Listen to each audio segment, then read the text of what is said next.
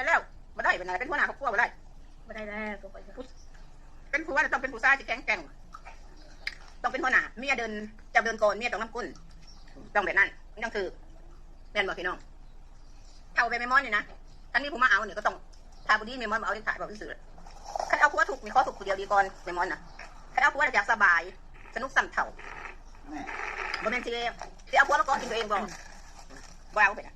ผู้ชายต้องแข็งแกร่งนะ ชายบางคนมาเนื้อมันยิ่งเขาก็จะคุมเฮงเงี้ยได้บ้าน บ่เอาเนี่ยนะเอาเขาเนื้อเฮาดิเอาคุมเฮงเงี้ยได้บ้านได้ผมเป็นคนเฮงเบาหัวมันตัวผู้ชายมีมันอยู่ในโลกแค่มันอย่างเปลี่ยนคือเสื้อผ้าเป็นอย่างผัว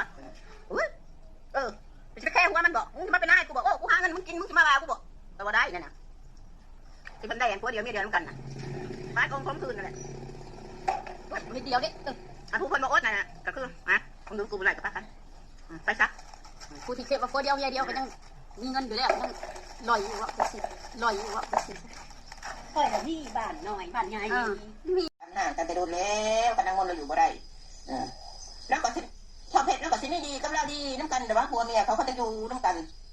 สู้ก็จะเคี่ยงกันอยู่กันนี่มีผัวกับมีเมียมีเมียกับมีผัวพอเผ็ดก็บ่ได้ไปใช้บ่ได้ไปกินเหล้ากินยาบ่ได้ไปสูบยาบ่ได้ไปเกเรเกนังแล้วก็อยู่แต่กับลูกกับเมียแล้วมันเป็นหลินใส่สิ่งที่ขอดีแล้วนะสิ่งที่คอยหมักนะ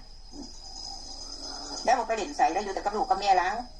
บ่ได้ไปติดผู้ยาผู้ยิ่งบ่ได้ไปกินเหล้าเมายาบ่ได้เมาเฮ่ๆฮ่าๆมองนั่นมองนี่แล้วอยู่แต่กับครอบครัวก็ถือว่าดีแล้วเนาะบุมียังกับยาสู่ต้นกันไปทุกอย่างบุมียังกับยาให้ได้อิ่มทุกมื้อก็พอ